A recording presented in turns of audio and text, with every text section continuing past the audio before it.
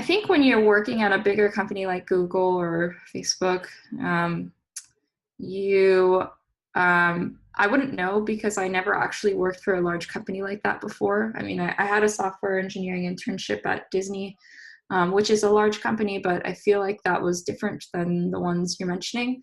Um, I think those companies have a very, very high barrier to entry, and we'll be talking more about that in the future. But in terms of like what you get when you actually work there, I think at a startup you're wearing a lot more different hats. You're playing more of a full stack developer role. Now that's not to say that at Amazon they don't do that, because I have a friend who works for AWS, and basically like any language is fair game. They could be thrown into a coding environment that was completely like a language that they didn't know, and they had to figure it out. So I think large scale and small scale in terms of those companies, I feel like personally at the company that I'm at, I have a lot more ownership over the work I'm doing. The projects are a little bit smaller, the teams are smaller.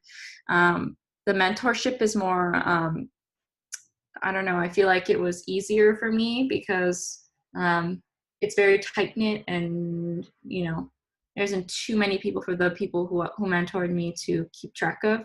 Um, and also, I think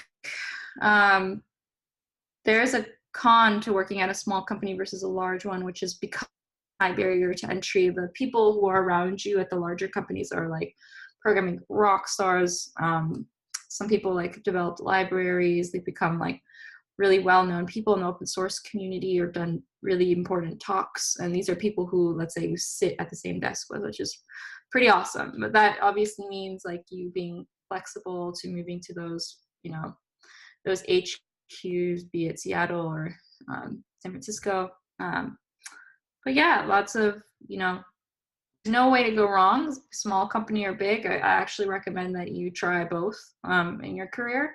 But yeah, I think there are some very obvious difference in terms of the experience you'll get out of each one. Would you say